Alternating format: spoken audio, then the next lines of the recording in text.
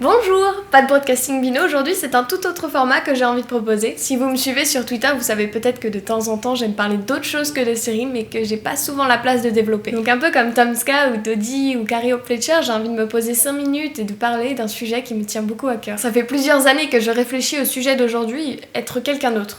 Depuis toujours, et j'imagine que c'est quelque chose de très humain, mais j'envie les autres. J'envie les gens qui sont nés en ville, j'envie les gens qui sont nés de bonnes familles et qui n'ont jamais été dans le besoin, j'envie les gens motivés, qui travaillent tout le temps, qui sont productifs, qui sont créatifs. D'un côté, ça me dépite parce que je me dis que je pourrais jamais être comme eux, ou même rien qu'à leur niveau, ou voire mieux. Mais d'un autre côté, ça me motive et dans certains élans de motivation qui n'arrivent que tous les 3 mois malheureusement, ça me pousse à me dire encore et encore, mais vas-y, essaye, tu peux le faire, ça ne dépend que de toi, c'est à toi de le faire, apprends à le faire, essaye encore. Et on m'en a envoyé des vidéos de Shia LaBeouf qui crie Just Do It et des TED Talks sur la motivation et on m'en a dit des phrases bateaux du genre ta seule limite c'est toi, si t'essayes pas tu peux pas y arriver, c'est en forgeant qu'on devient forgeron, bla bla bla.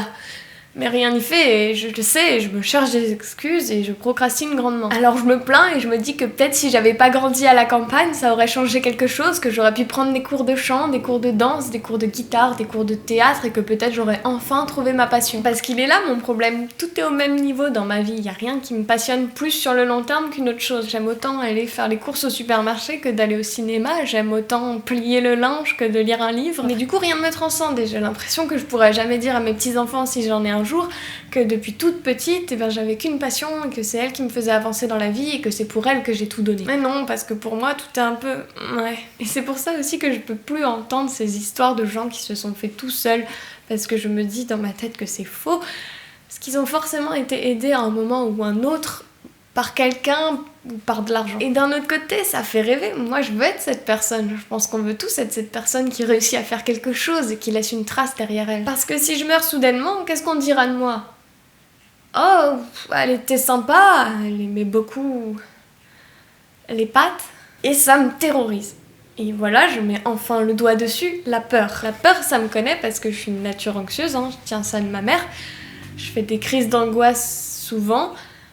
J'ai peur d'à peu près tout et c'est un peu handicapant. Et cette peur, elle m'empêche de faire beaucoup de choses au quotidien, mais surtout des grandes choses. J'ai des idées de scénarios, mais j'ai peur de pas être capable de les écrire ou de les réaliser. Depuis toute petite, j'ai envie d'écrire un bouquin, mais j'ai peur que ce soit un navet. J'ai envie de prendre des cours de chant, mais j'ai peur qu'à 21 ans, on me regarde bizarrement dans la salle. J'ai envie de prendre des cours de self-défense, mais j'ai peur qu'on se moque de mon petit corps tout fin. Et je peux continuer la liste comme ça encore et encore. Mais du coup, je ne fais rien.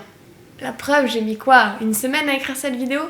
Parce que j'avais peur qu'on me juge et j'avais peur de mettre un nouveau concept sur ma chaîne, j'avais peur de mettre des mots sur mon ressenti, j'avais peur que ce soit un échec, j'avais peur de pas être la personne la plus légitime pour en parler. Bref, c'est un cercle infernal. Mais cette chaîne sur laquelle est cette vidéo, c'est 1 an et demi d'affrontement de ma peur pour pouvoir poster le premier broadcasting binôme. Et ça a pris du temps pour prendre sur moi, pour réfléchir aux conséquences de mettre mon visage sur internet, d'être une femme sur YouTube, mais aussi de parler d'un sujet que certes j'aime bien, mais dans lequel je me sens peut-être pas forcément légitime. Mais voilà, je l'ai fait et ça, je l'ai accompli dans ma vie. Mais voilà, si j'arrive à poursuivre cette chaîne et que je n'abandonne pas parce que ça devient trop dur ou que j'ai trop peur, alors je ferai une petite danse de la victoire. Pour conclure, tout le monde a peur. Mais si vous êtes dans la même situation que moi, prenez en considération cette peur. Ne l'enfouissez pas en vous disant que ça attendra un jour meilleur. Mais non, faites-lui un câlin tous les jours, prenez votre temps, allez-y à votre rythme et finissez par lui faire un gros fuck et faites des choses.